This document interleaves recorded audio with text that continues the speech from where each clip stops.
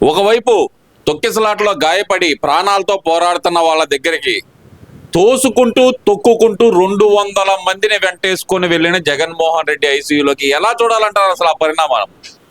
షరా మామూలేనండి. ఇవాళ జగన్మోహన్ రెడ్డి యొక్క నైజం ఏంది? శవరాజకీయం.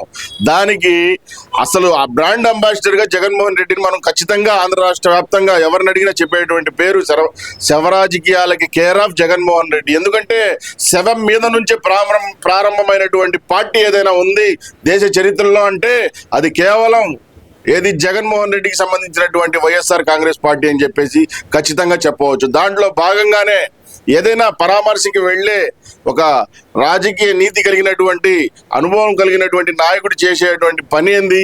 వెళ్ళినటువంటి వారిని ఏదైతే పరామర్శించే విధానం ఉంటుందో దాంట్లో ఎదుటి వ్యక్తులకు కావచ్చు, రాష్ట్ర ప్రజలకు కావచ్చు, ఒక మెసేజ్ ఇచ్చే విధంగా వారి యొక్క ప్రవర్తన ఉండాలి.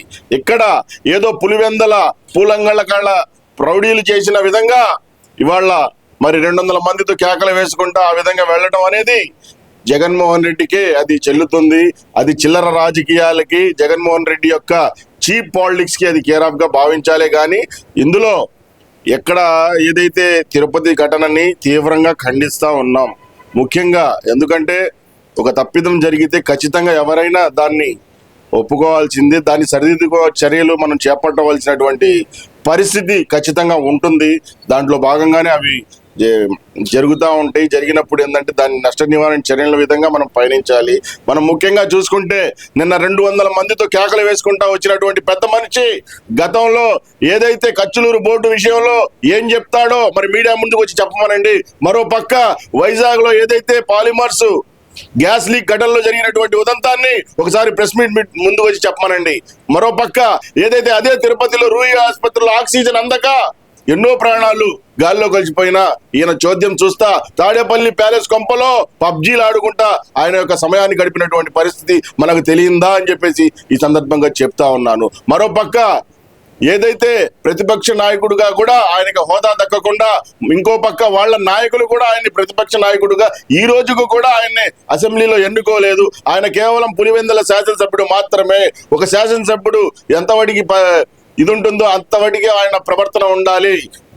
దాన్ని ఆంధ్ర రాష్ట్ర ప్రజలందరూ కూడా ఆయన చేసే పనితీరుని చేదరించుకుంటా ఉన్నారు. మరో పక్క రోజా ఏదైతే సిగ్గు లేకుండా ఆ నగరీ ప్రజలు ఇచ్చినటువంటి తీర్పుకి మైండ్ దొబ్బేసి ఇవాళ కేకలు పెట్టుకుంటా జై జగన్ అనుకుంటా సాక్షాత్తు తిరుమల తిరుపతి దేవస్థానం దగ్గర వెంకటేశ్వర స్వామిని తలుచుకునేటువంటి ప్రదేశంలో ఇవాళ వీళ్ళు చేస్తున్నటువంటి చిల్లర పోకడ పనులు చూస్తూ ఉంటే ఇవాళ హైందవ సోదరులు కావచ్చు, మరో పక్క ప్రతి ఒక్కళ్ళకి కూడా ఆంధ్ర రాష్ట్రంలో వీళ్ళు చేసేటువంటి శవరాజకీయాలపై చికాకు విస్తూ భయంకరంగా వీళ్లపై కోపాద్రేగాలకు గురవుతున్నటువంటి పరిస్థితి మీకు నేను చూపిస్తాను. రాష్ట్రంలో ఏ మూలలో అయినా చూడండి. ఇవాళ రోజా కావచ్చు, జగన్మోహన్ రెడ్డి కావచ్చు, అంబటి రాంబాబు కావచ్చు, ఇంకా కొంతమంది ఏదైతే వైసీపీ నాయకులు చేస్తున్నటువంటి వాళ్ళ యొక్క మతి భ్రమిత పోకడలకు ఇవాళ రాష్ట్రంలో ఆల్రెడీ వాళ్ళకి మ్యాండేట్ ఇచ్చేశారు. ఏదైతే జగన్మోహన్ రెడ్డికి సంబంధించినటువంటి రాజకీయ పార్టీని సమాధి చేశారో జగన్మోహన్ రెడ్డి యొక్క ఏదైతే రాజకీయ ప్రస్థానాన్ని బంగాళాఖాతంలో కలిపేశారో ఇంకా కళ్ళు తెరవకుండా ఇంకా శవరాజకీయాలు చేసి ఏదో గతంలో లాగా లబ్ధి పొందాలని చెప్పి చూస్తా ఉన్నటువంటి జగన్మోహన్ రెడ్డి గారికి ఒకటే చెప్పవచ్చు. ఇవాళ ఆయన ఎన్ని చిల్లర రాజకీయాలు ఎన్ని దాష్టికాలకి ఒడిగట్టినా ఆయన్ని ఆంధ్ర రాష్ట్ర ప్రజలు ఒక బంతిని ఇస్త్రీ బంగాళాఖాతంలో కొట్టినట్టు ఆయన యొక్క పార్టీని కొట్టారనేది ఆయన గ్రహించుకొని ఆయన యొక్క ప్రవర్తనశీలి మానుకొని ఇవాళ కేవలం పులివెందులు గెలిచిన సందర్భంగా పులివెందుల శాసనసభ్యుడిగా అసెంబ్లీకి వెళ్ళి ఆ యొక్క నియోజకవర్గ ప్రజల సమస్యలనైనా మరి అక్కడ అసెంబ్లీలో వచ్చే విధంగా ఆయన యొక్క ప్రణాళికను రూపుదిద్దుకుంటే బాగుంటుందని చెప్పేసి ఒక ఆంధ్ర రాష్ట్ర ఓటరుగా హితవు పలుకుతున్నారని చెప్పేసి సందర్భంగా చెప్తా ఉన్నాను. నిన్న ఎవరైతే ఉన్నారో మంత్రి ఆనం రామనారాయణ రెడ్డి గారు బయటపెట్టిన సంచలన విషయం, దుష్ట చతుష్టయం అంటూ ఆయన మొదలుపెట్టి అందులో ఒక దుష్టుడు లోపలికి వెళ్ళి కవర్లో తెల్ల పేపర్లో ఉన్న డబ్బులు తీసుకెళ్లి వాళ్ళకి ఇచ్చి చంద్రబాబు నాయుడు గారిని అలాగే టీటీడీని అలాగే టీడీపీని కూడా తిట్టండి అంటూ చెప్పిన విధానం ఎలా చూడాలంటారు? ఎక్కడికి వెళ్ళినా ఇవే రాజకీయాల మోస పద్ధతి మారదా జగన్కి? ఇవాళ కవర్లు, క్యారీ బ్యాగులు, క్యాష్ సప్లైలు వీళ్లకు తెలిసినటువంటి ఒక గొప్ప విద్య. ఎందుకంటే దోచుకోవడం దాచుకోవడంలో భాగంగా వీళ్ళకి కవర్లు కావచ్చు, బ్యాగులు, సూట్ కేసులు ఎన్నో అపారమైన అనుభవం. కాబట్టి వీళ్ళ ఫస్ట్ నుంచి ఏదైతే 2000 పార్టీ పెట్టిన కాడి నుంచి 2011-12 దాదాపు ఆ ప్రాంతం కాడి నుంచి వీళ్ళ యొక్క స్ట్రాటజీ ఒకటే. ముఖ్యంగా తెల్లారితే చంద్రబాబు నాయుడు గారిని లేదా తెలుగుదేశం పార్టీ నాయకుల్ని తిట్టేదే వీళ్ళ యొక్క దినచర్యగా వాళ్ళు పార్టీ ముందుకు కొనసాగించినటువంటి తీరు. అప్పుడు జనాలు అర్థం కాక అపోహలో ఒకసారి అవకాశం ఇచ్చిన మాట యథార్థం. ఇవాళ వీళ్ళ యొక్క ఏదైతే నీచ రాజకీయాలకి కేర్ ఆఫ్ అని చెప్పి మనం భావిస్తామో ఆ రాజకీయాలు వాళ్ళు ప్రతిరోజు వల్లబోస్తూ ఉన్నారు రాష్ట్ర ప్రజల యొక్క భవిష్యత్తు మీద. దాన్ని ఇవాళ స్పష్టంగా ప్రతి ఒక్కరికి కూడా తెలుసుకున్నటువంటి సందర్భం.